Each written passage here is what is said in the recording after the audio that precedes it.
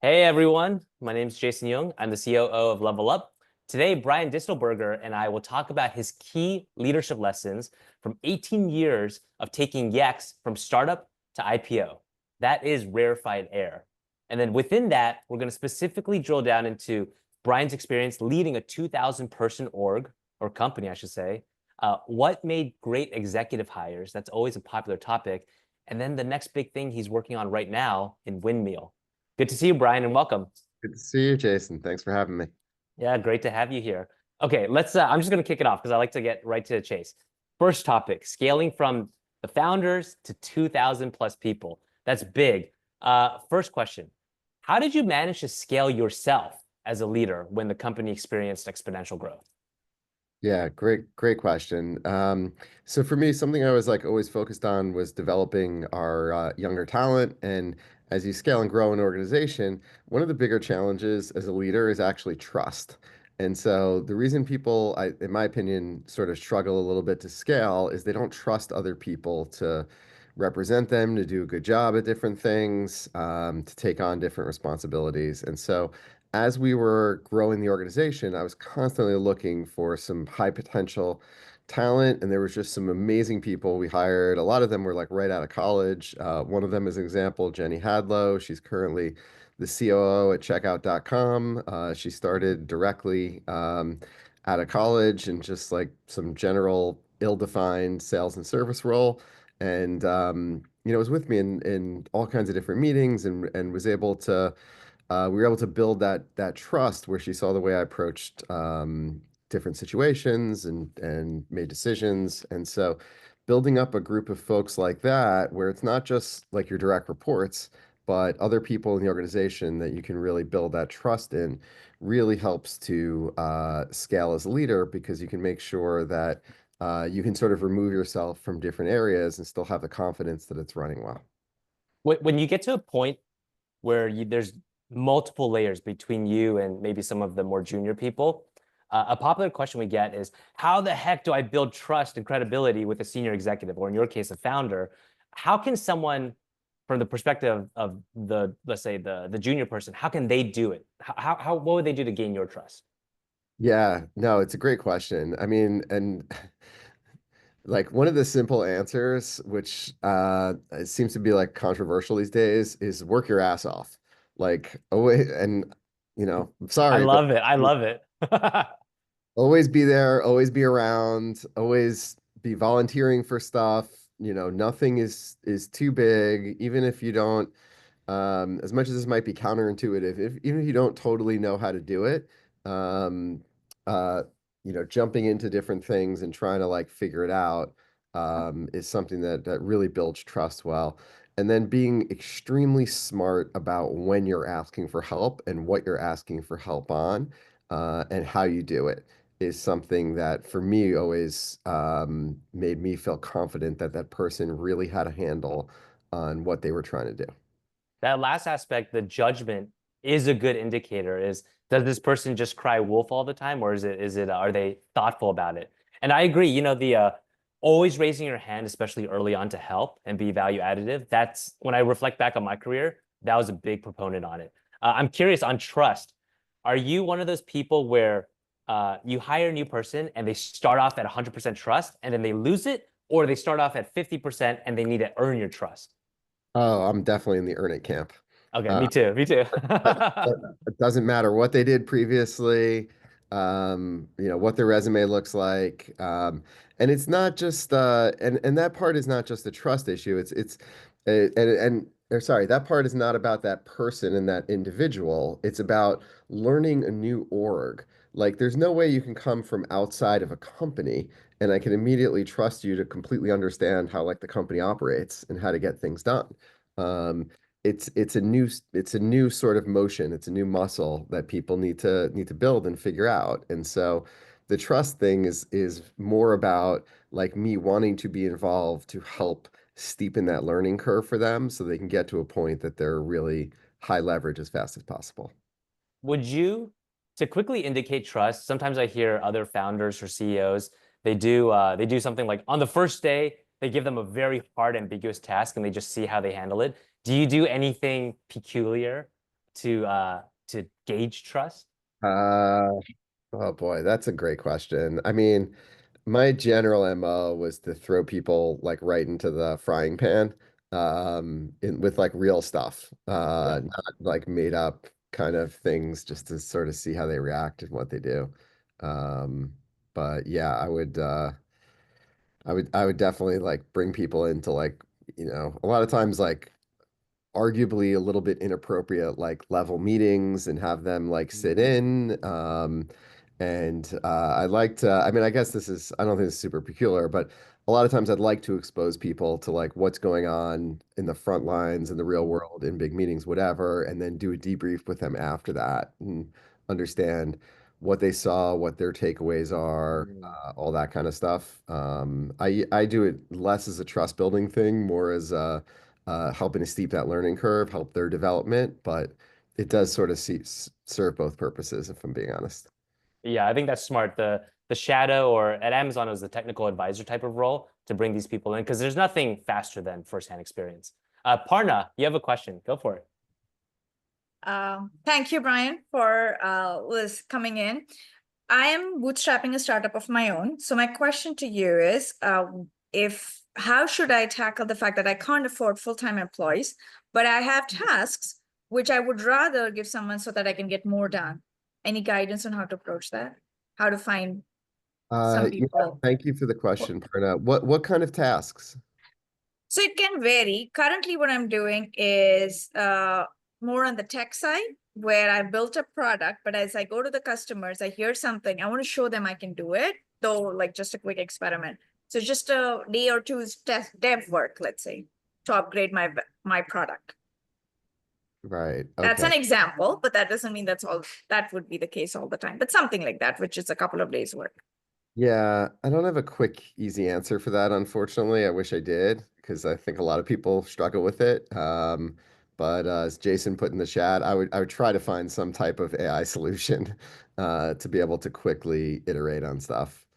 Yeah. Yeah, With a Parna, single, I'll I've echo that. tried that. I'll Do, share more on my stopping. Sorry, Jason. I just want to say I've tried it, but I have my hurdles with it. I don't want to take the entire conversation on it. I will share why it doesn't work.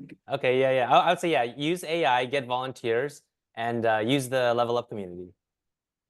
All right. Okay, Brian, a little pivot from the trust piece, because I think we did a good job there. Um, Counterintuitive management lessons that you learned while scaling Yext. What's something that, they teach in business school, this shiny big case study, but you're like, oh, I learned something else. Well, I guess since you ask it that way, I would ignore every single shiny big case study. Maybe I don't know if that's even counterintuitive anymore or not, but no, a lot of the advice you get from people, like basically, I'd be very careful about who you take advice from. Mm, And so I made this mistake a bunch early on where um, I would get advice from people that had like run orgs larger than mine, or been through that, sort of a similarish movie. Basically, unless they were a founder, I really did not get terribly good advice. I would get the like kind of classic business school type advice when the reality of most companies are like very different, and a lot of the way we build companies now is very different, and I think it will continue to be even dramatically more different than the way it was done 5 years ago, 10 years ago. Like I can tell you my experience from building Yext. Some stuff I'll apply towards building my new company, Windmill, but a lot of it does not directly apply. A lot of the lessons do. Um, but I would not sort of copy that playbook and try mm, to apply it to the new company. Um, so, I mean, I guess again, I don't know if it's totally like counterintuitive, but from a management perspective, I would try to like genuinely like ignore all like the classic playbook type stuff. Find a handful of trusted advisors that truly understand what you're building at the company, like know a bunch of the people on your team, and they can be in position to really provide advice and guidance. and I would literally ignore everything else. Do you only seek advice from people who have gone through what you are going through at that moment? Um, not only people that have gone through what I'm going through at that moment. So I basically try to weight the quality of advice I get from different people based on their experience. And so it depends what the area is, but generally speaking, like for me, as we're like building Windmill, we're just starting to like think about building out our go-to-market stuff. I'm trying to talk to everyone I can who's doing it right now. I'm not trying to spend that much time with folks that have built go-to-market orgs 10 years ago, Yeah. uh, or are currently running orgs of thousands of people and stuff like that. I Yeah. That makes sense. It's like a lot of my founder friends, they always say the person who's just one step ahead of you usually provides the best tactical advice. Um, Interesting question here is when you need to learn a new domain or skill that you don't have background in, and you're getting all this advice, how do you then discern what is the right advice for you? um Yeah, uh, I mean, a lot of it at this point in my career is intuition. Mm. Um, Earlier in my career, I would actually like sort of try to test things as much as I could, Yeah. um, where I didn't feel like I had like great intuition on different stuff, and so depending on what the thing was, you sort of try to de-risk as much as possible. And so would try to find different ways to experiment and like run tests before needing to commit to a decision. Um, but now I feel like I've pretty good intuition, and can kind of get to the right answer pretty quickly. Okay, that makes sense. There's an interesting question from Anand in the chat. When you hired the team from 1 to 1,000, were there interesting traits or skills that you looked for between it, and how did it differ? Like at 1,000, were you looking for different skill sets? Yes. So generally speaking, when you're at that very early stage, you're looking for people that are more generalists, Mm. and can sort of cover a bunch of different disciplines. As you get to, I mean, it frankly happens with like a few hundred people, but as you get into like thousands, you tend to be looking for more specialists. Mm. And so, for example, right now at Windmill, we're a team of seven. And so as we're starting to hire, we need people that can do a bunch of different things. Like nobody can specialize. We all got to pitch in on everything we possibly can. As we get larger and going through this at Yext, where you hire people for like functionally specific roles, and you're looking for people that can be the best in the world at that functionally specific role. That matches what I've seen too. It's when I look at the strong founders whose startups didn't make it past, let's say Series B or true product market fit, it's when you look at their founding team, it was very specialized. And they were almost building the dream team beforehand.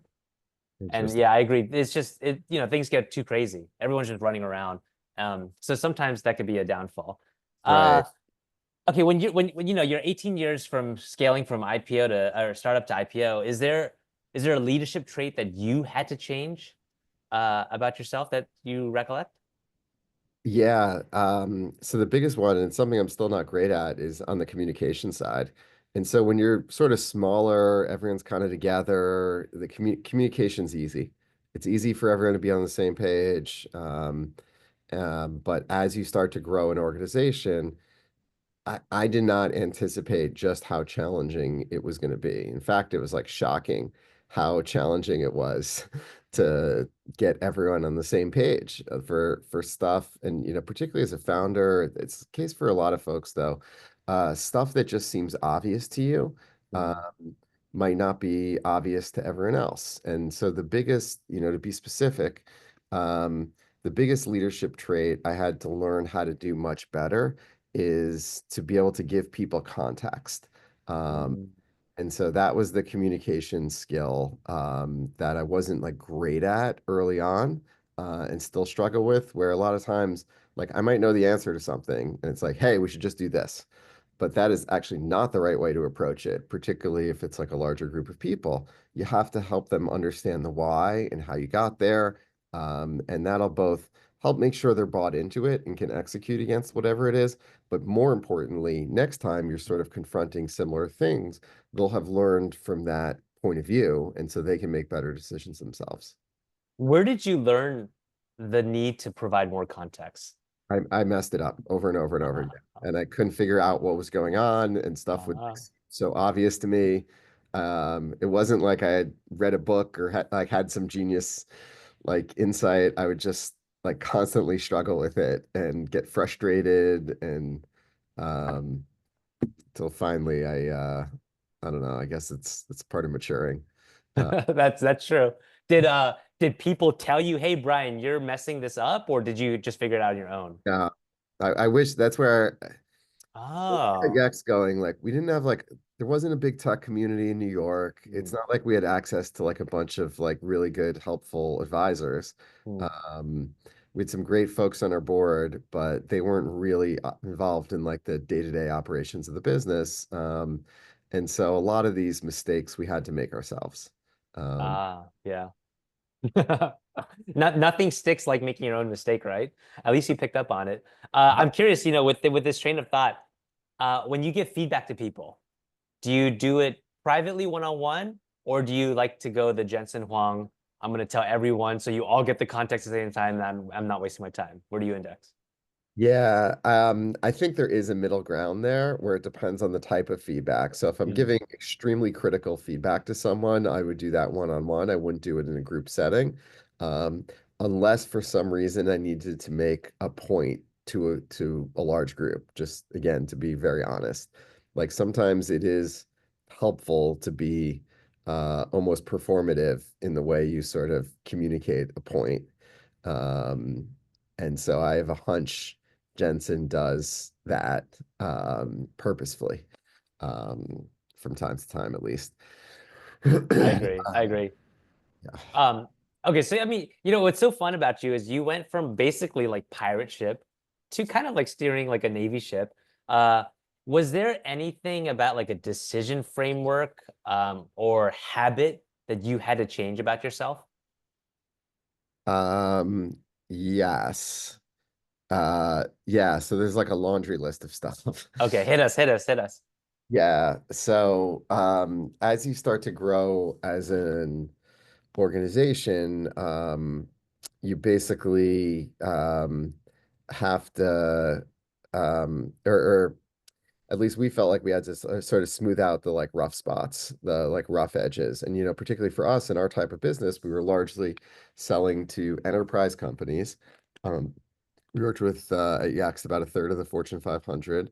Oh, wow. Um, and, we obviously went public. And as a public company, there's all this like sort of stuff that, kind of doesn't fly as a public company that might Yeah. as a smaller startup. And so for me, um, I used to be a lot, let's just say, more aggressive than I was in the early stages. And that's part of the like just being like very direct and figuring out the context. Where when you're operating that pirate ship, I like to think of it for what it's worth as like a speedboat versus like a Navy, whatever aircraft carrier. Okay. Uh, where not to say we weren't pirates, but where it's like sort of small craft and like maneuverable, you can make like quick adjustments. It's like, all right, we can like walk in one day, and if something's working well, we can all like lean into it a lot more or whatever. Um, and so the whole timeline and framework and way you communicate around steering a speedboat is very different than an aircraft carrier. Aircraft carrier, if you want to like move it, you need to like line up like hundreds of people to like execute a precision Mm. turn. And so the entire way of operating is completely different. What was there one outside of the providing more context, was there like a operational mechanism or way of working that was hard for you to instill into a larger company? Um, yeah, so the biggest challenge was frankly the pace. And so like Mm. maintaining a high pace. So I think there's this like natural inertia as companies grow where they basically slow down. Yeah. And so the best way I found, and maybe there's better ways to do this, but the best way I found to instill that pace was very much to lead from the front. And so particularly, I spent most of my time on the customer side and would be running all over the place, like literally circling the globe. We had offices across Europe and in Asia, and would constantly there was like no challenge was like too much. And anytime there were like big important meetings or like whatever, I would make it a point to show up in person and try to do that to set that pace and tone across the team, um, which I thought was really important for us. Was it, I agree, leaders are the ones who inject energy and the pace into a room temperature running company. Was it sustainable? Well, sadly, we'll never know because COVID set in and just Oh, that. But I can say for me personally, it was exhausting. yeah, I bet. It probably wasn't sustainable for much longer, Yeah. personally, but we started to build out like an incredible exec team, which was helpful too at sustaining that pace. Okay, yeah, that makes sense to expand the delegation. Okay, so there's some interesting questions in the chat. Santi asks, um, did you ever feel like you could have found like someone else could have taken the company public and do a better job than you? Did you ever feel that? No, but my co-founder Howard and I didn't think there was a substitute for us I at the love company, it. to be honest. Is it why? Is it just a feeling, conviction, founder conviction, something else? Yeah. Intuition? Yeah, love it.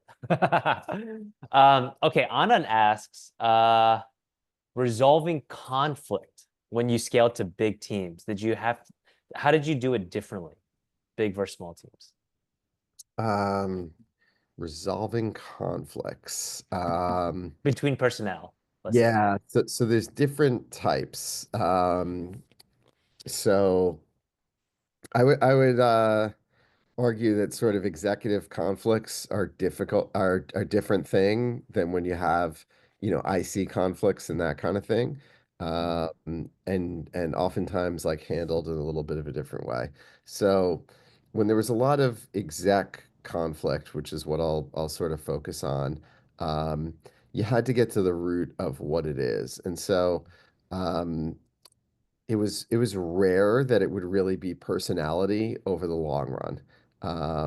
That would happen Mm. like occasionally, but usually when there was exact conflict, what was actually going on was people did not have respect for each other's ability to do their jobs. Oh, interesting. And that was tended to be at the root of it, because generally speaking, most execs, a big part of it has to do with compensation, where they're tied to the overall company's compensation. And the last thing you want is you're like working your ass off and running like a high performing org, but the company's not hitting its numbers because you have another exec that is not getting the job done. Um, and so the biggest thing was getting to the root of what was going on. And so it was rarely that you got into those dynamics as a smaller org, but as a bigger org, you got into those dynamics actually quite a bit. Um, Part of that was the exec team was just larger. Um, Part of it was you started to bring in sort of professional execs. Um, when you're smaller, it's like sort of, I guess, your pirate ship kind of folks that are your execs. And so the biggest thing, as you get larger and resolving that conflict was getting to the root of what was going on. Um, and so that was different for a larger company than when you're a little bit smaller.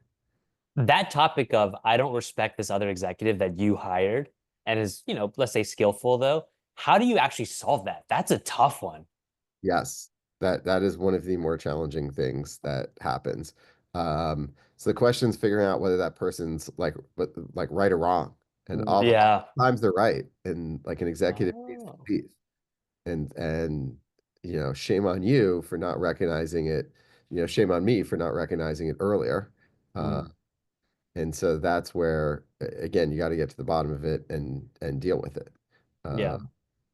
but Well, there's also a positive that the other executive does bring this up because at this hyper growth stage, nothing matters but growing the company and being and staying alive, right? And competing. Right.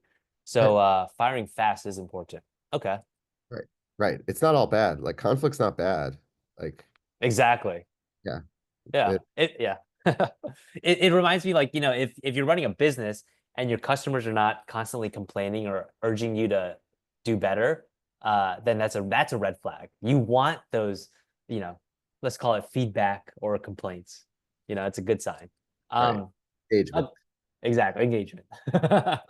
Okay, let's pivot to hiring executives because this is one that there's not too much out there.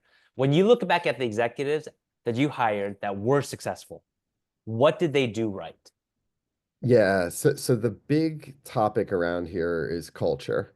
And so it's talked about very broadly. And I think people actually do like a pretty good crappy job talking about it. And so that tended to be the right thing. When we had people that were like good culture fits, they worked out. When we had people that were not, they did not work out. So the question then becomes, what is culture? How do you define it? What does that look like?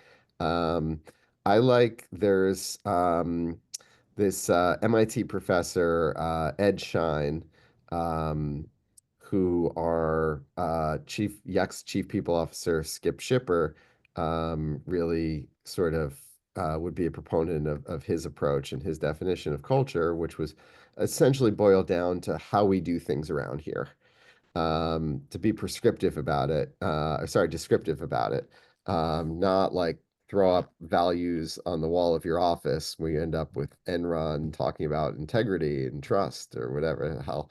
Um, and so the way you do things as a company, the way you make decisions, hire, fire, promote people, like all those million little actions, every day, finding the people that actually like fit into the way you do things as a company is the most important thing. Um, and so that was the part I would always try really, really hard to get right.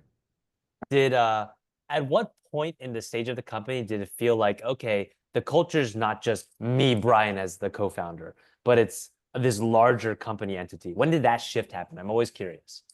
Yeah, I think so my co-founder Howard and I think we're always pretty strong in the way um, we're sort of setting the culture in the sense of being super engaged with everyone in the team in every possible way, in every aspect of the business. Um, I, I I don't have a good answer to the question, but it felt like we're really important in setting the culture for a long time, up through it's roughly when you're sort of between 100 to 200 people, somewhere in that range is the point that the founders kind of know everyone in the company. As you get through there, then it's not possible anymore, and you get into more systems and process and that kind of thing. Probably our importance in setting the culture lessened a bit somewhere in that stage, would be my guess. Yeah, that mirrors what I hear. It's about that two, maybe the 250 range if you stretch it. But then again, it's interesting because now we're seeing some huge companies where their founders are trying to take back the reins and instill themselves all over the place again. Uh, Totally. it'll be interesting to see if they could do it. I would be I'm rooting for them because founder CEOs are a rare breed. Um, when you were interviewing these executives, because a lot of our listeners, most of them work in big companies and big tech, but a lot of have expressed interest into taking executive roles in high growth startups. Were Yeah. there, did you have like a go-to question to gauge culture fit? Um, I didn't really have a go-to question, but I would basically try to be testing around domain expertise and cultural fit. Okay. Were sort of the two things, and what I try to do around domain expertise is literally go as deep as I possibly could, and particularly, again, some of this depends on the stage of the company, but there's so much nonsense to cut through in interviews, and I guess maybe some advice I'd offer to those folks is to be, if you're interviewing with founders, to be as straightforward as possible. Um, I think the good founders, like they're pretty good at getting to like the reality of like what's happening and what's not. And, if it's a hot company, they're gonna have access to a lot of different sort of background checks. Mm, Um, especially if it's someone coming from like a bigger tech company that they'll be able to sort of figure out the reality of what's going on. And so I'd be as like straightforward as possible and then be asking questions around how the company operates, uh, mm, which is getting at the culture. And, the sort of thing that's funny is it's not the person who's interviewing, who's conducting the interview, who's going to be really good at assessing whether or not someone is a cultural fit. You're mm, spending a half hour to an hour with someone, and you'll have like a pretty good handle on like the company's culture, obviously, but you really don't have a very good handle on that person. I think it's actually easier for the person who's interviewing to assess whether or not that's a culture they would thrive in, but mm. people aren't intellectually honest about it. They'll get really excited about other things, about the role, the title, the compensation, all that kind of stuff, which is important. Um, but they should try to actually like really figure out whether it's a culture that's right for them. I Um, agree. That is a two-way interview. One of my other friends, he's at a Series C right now, and he says, you know how big companies have 90-day onboarding plans? He said, at our company, if you're hired an executive and you're not delivering in 90 days, I'm firing you. So right, yeah, it makes sense. Like you got to make sure that culture fit is there, otherwise you're out. right, totally. Um, did you do anything funky with executives? Like, oh, hey, let's go on this park walk, and I need to see how you drive, or let's like, do this sauna experience, anything like that? No sauna experience. I would do a lot of walks, uh, Okay. or getting a drink or something like that. But definitely, I don't like just like sitting in an office across a desk, like, just firing away with questions. But, the execs, particularly when you're like a larger company, depending on the role, you're gonna be spending a lot of time with these people. Hmm. Like, you gotta make sure you know, uh, there's a comfort level there. Yeah. Um, the okay, two quick follow-up questions. When you hired the executives, do you remember what percent of them came from warm referrals and introductions versus just cold outreach? Um, Great question. Probably I'd say the majority of the folks that were successful came from some kind of warm intros. Okay, that's what I imagine. Um, the one or two rare ones that came through a cold outreach, did they do anything what did they do to catch your eye? Um, I know I'm asking you to pull back in the memory bank here. yeah, no, one of them just showed up. Oh, Uh, physically to the office? yep. Which was great. But what made you take a interview like a meeting with this person? He lived in Europe. I don't remember exactly what it was, but it was like uh,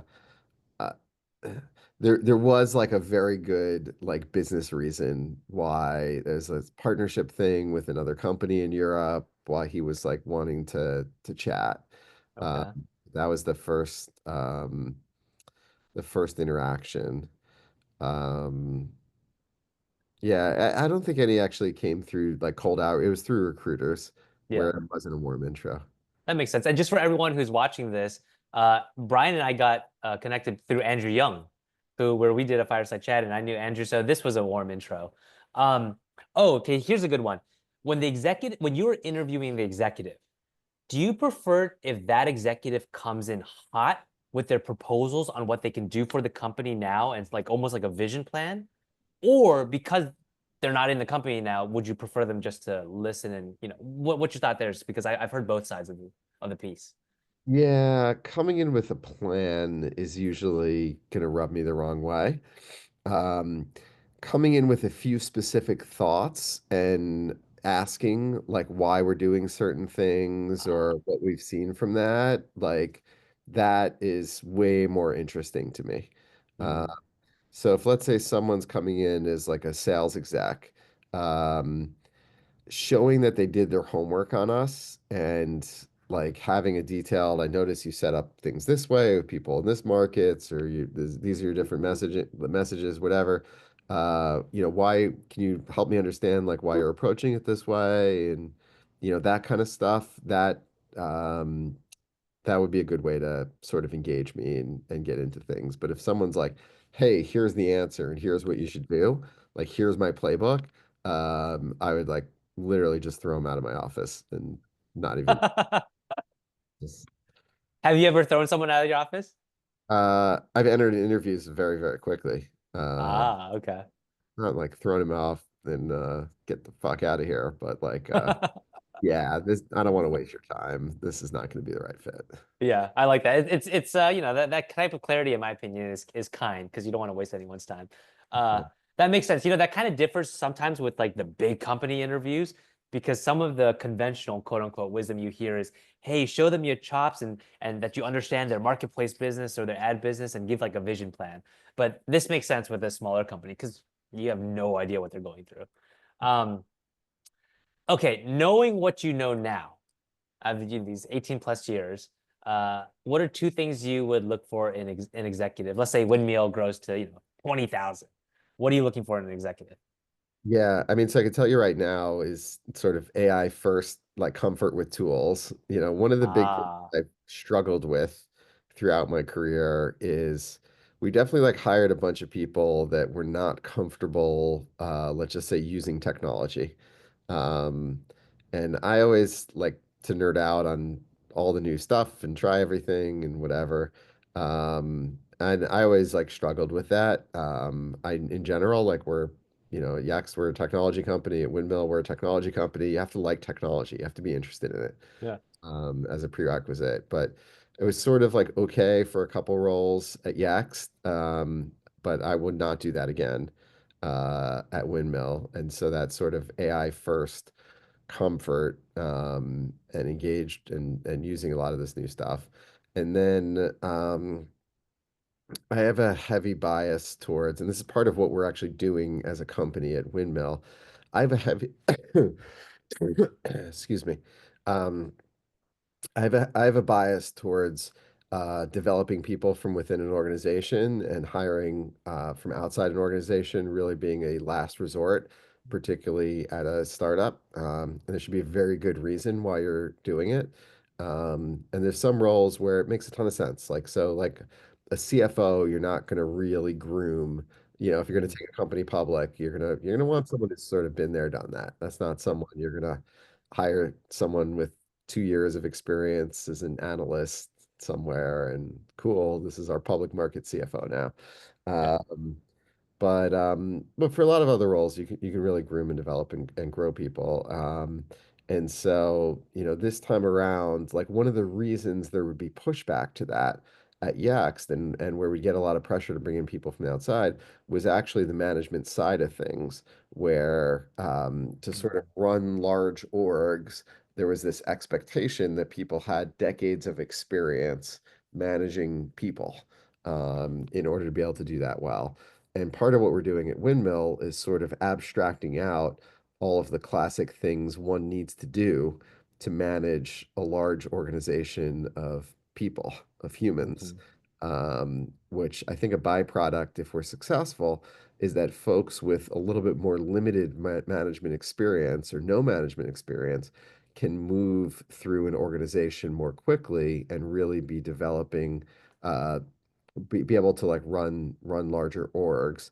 And so what I think is going to happen there is you're going to end up with people who are more functional experts or domain experts that are running orgs rather than sort of professional manager type folks.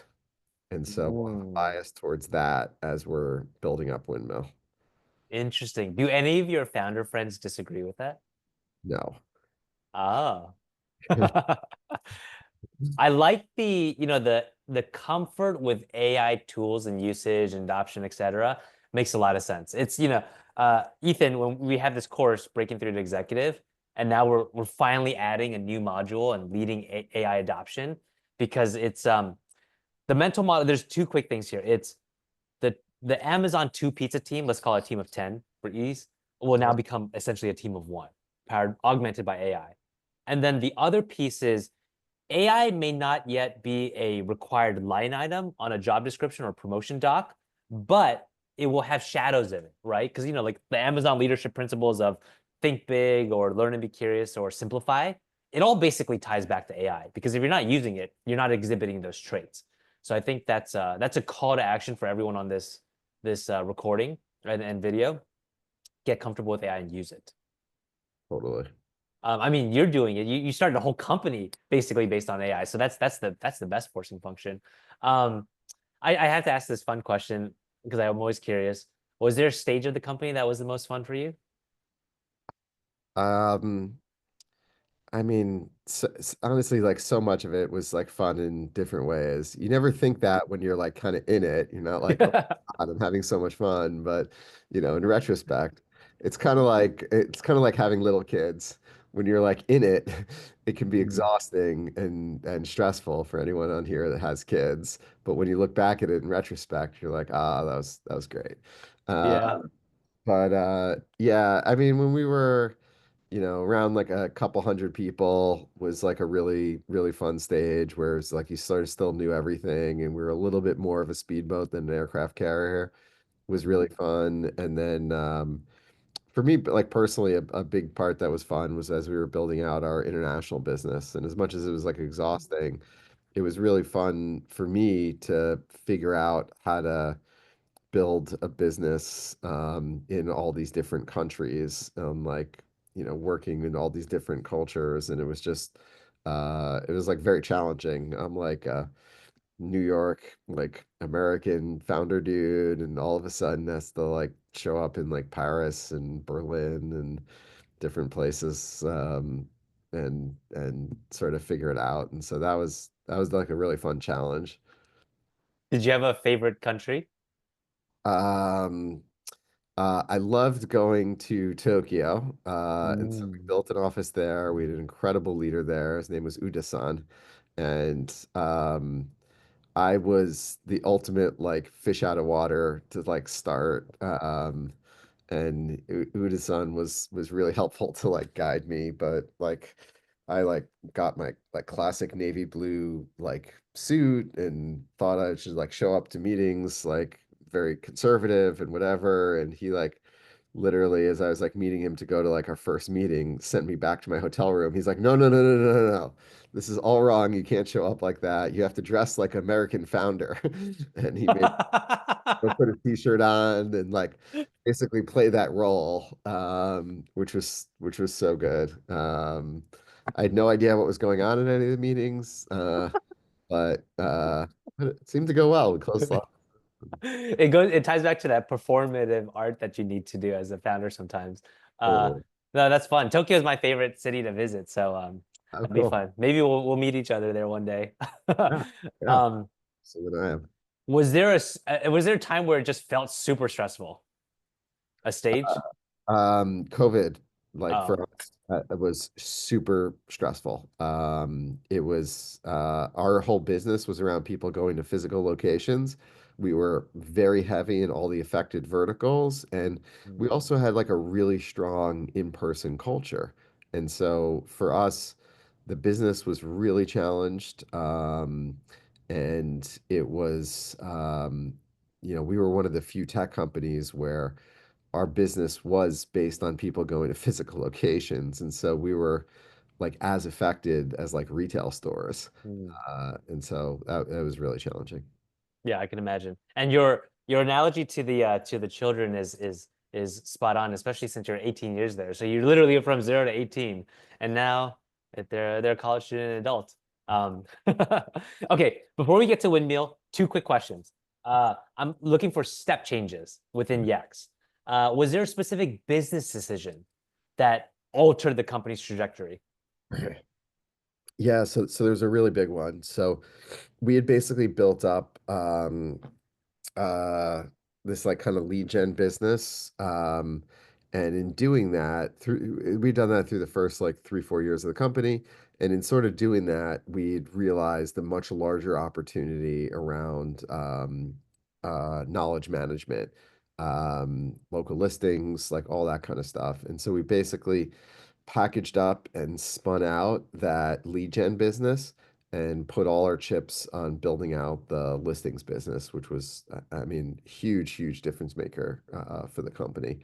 Um, that was one huge one. One other was when we discovered that we could actually sell to enterprises, to larger Mm. companies. And that ended up being a big part of the company's growth engine. Who came up with those insights? Um, Well, I mean, my co-founder Howard really led and a couple of other folks really figured out the business listing side of things and the opportunity there. And then the enterprise side of things, we sort of had kind of thought it was like a thing we could do, and then I sort of went off to go figure that out and spent 6 months just like running around, frankly, having everyone in the world tell me no, until Mm. we finally had a couple breakthroughs and started to get a little momentum there. How did you personally get comfortable with people telling you no? Um, I don't know. It's like this weird thing where as a founder you have to be like really comfortable with rejection. Um, and it never bothered me that much. I know I should have like some big crazy like, oh my God, I had to work through it over years and it was so painful. Like it was like would be disappointing and then I like all right like move on. And I mean I think part of it at the back of my head was I always had such conviction that we were right. Mm. That the way we thought the world should work was the correct one. I had such conviction in my co-founder and a lot of our senior team, particularly like our technology, our product team, that they were just brilliant and the stuff that they made all the sense in the world and at the end of the day um was right. Like we basically um were um it was only a question of time until we were sort of proven right and that the person I was talking to was making the mistake. um there's not much I can do about that. Yeah. The best founders I know share that same conviction on that the world needs to be this way, and hence I'm doing it. Um, what was the hardest management decision you've ever had to make? um So the hardest one was one we got wrong, which was around COVID. And so we basically decided to keep the company fully intact. So our like sort of top line like sales growth numbers like fell off a cliff. Um, everything it was highly unclear what was going to happen.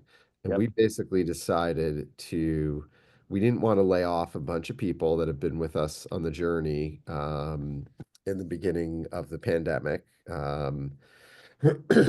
And we decided to keep the company intact and try to pivot all our go-to-market and our product strategy. Uh, Wow. and it didn't work. Hmm.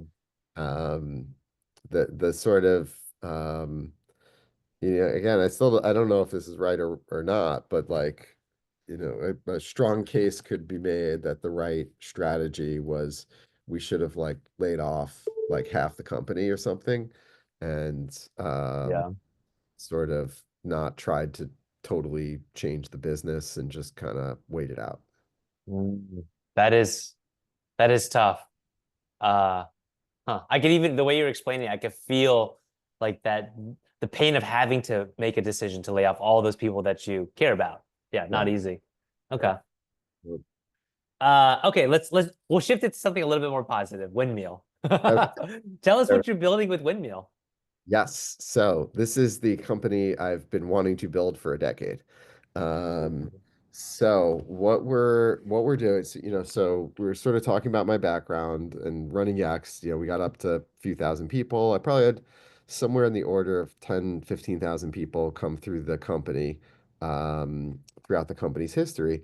And I would always it would drive me nuts the way we approached like people management.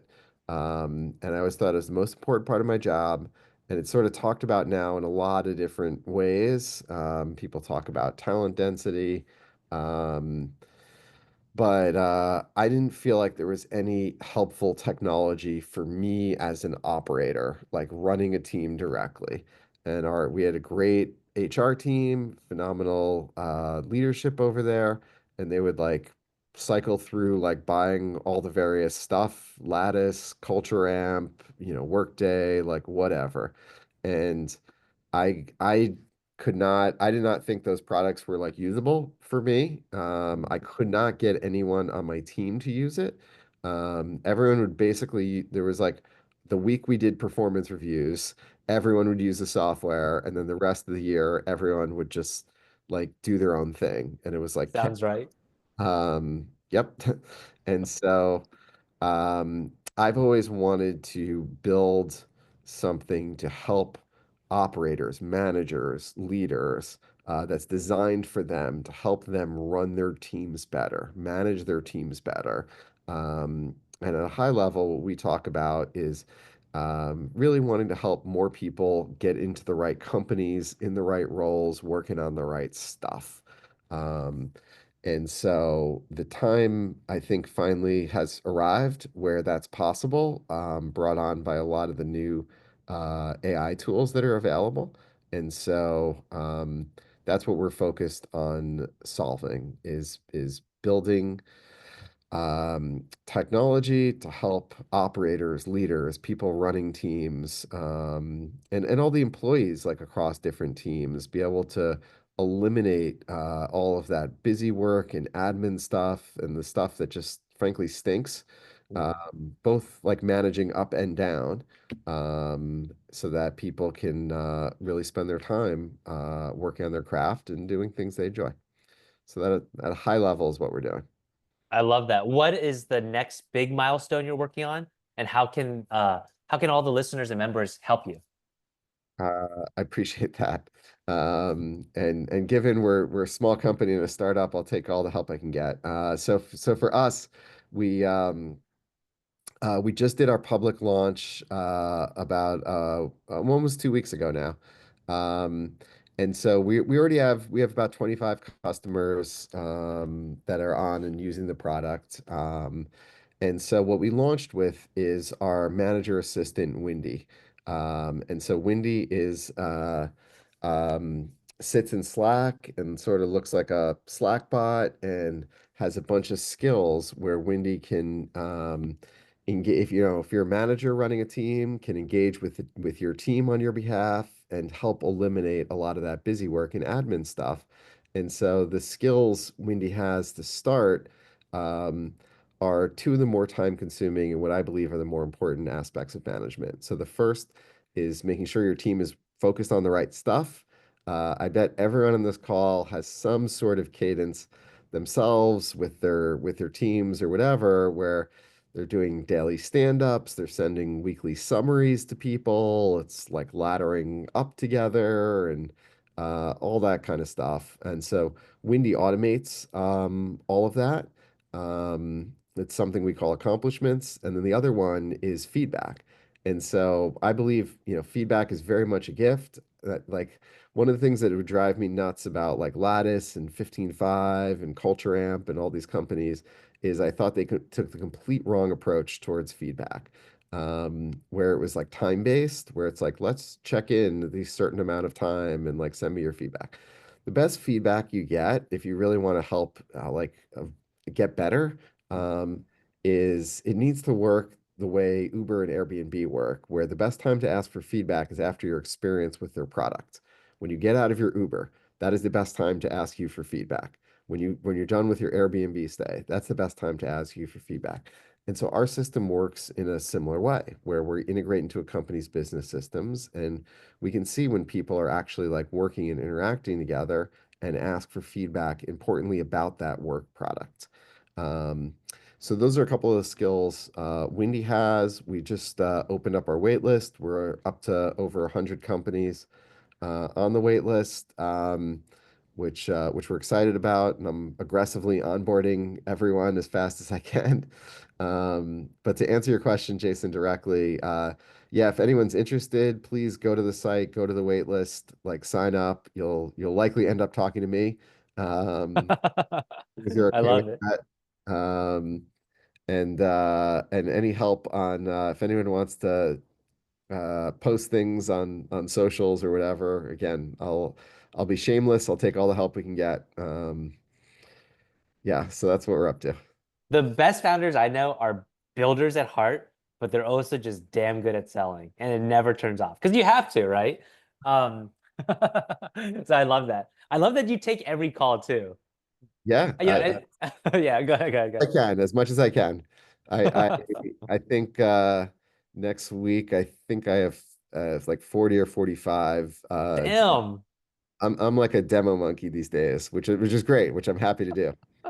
You know, that's one of the best signs, in my opinion, of an early stage startup is the founder leading sales and taking the customer calls, and or are they not just outsourcing it to someone else? Because it just shows that they really care, and it's like the whole mission driven type of trait.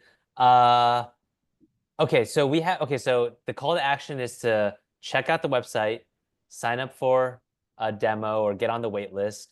Um, do you intend to keep this company small in the age of AI, or would you grow it to be as big Uh, as Yext? so headcount wise, it is unknown. Um, Mm. I'm trying not to. I think we have a bias towards being capital efficient is the way I think about it a little bit more. Um, and I don't think we need to add a ton of headcount to build a substantial company. In terms of company size, though, I would I think what we're doing is one of the more important things happening in the world right now. So I think just to zoom way out, I think the challenge around how humans sort of operate within companies um, is one of the big open questions we're going to have over the next few decades. And I think unless it's sort of actively done well and you're helping to augment humans with AI, um, then if you don't do that, then you're going to run into like bigger challenges around humans being replaced by AI. And so I'm hopeful. You can have a debate about what future org charts look like, and are we going to be having like AI CEOs at different companies that are like running the company? It could be. That certainly is a future that's possible. Um, my belief is that you're going to end up with folks that are really like domain experts that are the ones running orgs, but they're going to need to be augmented with AI at every single level and every single role. And that's a big part of what I believe we're building at Windmill. Yeah, I agree. It's the AI augmenting humans that is the probably the best of both worlds. Okay, we're almost at time. I don't want to keep you from your family. Just last fun question. I forgot to ask Andrew, how did the two of you meet?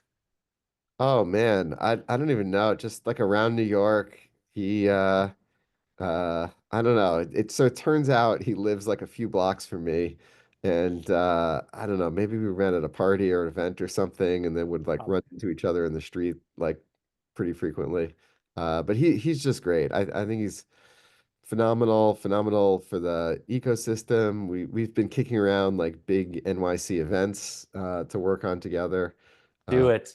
he's great. Yeah, he's great. Awesome. Thank you. Uh, yeah, I get New York FOMO whenever I see Andrew's posts. So we'll see. Maybe one day. But yeah, thank you, Brian. That's awesome. Thanks so much for having me. Awesome. All right. Enjoy. Bye, Take everyone. care. Bye, everyone.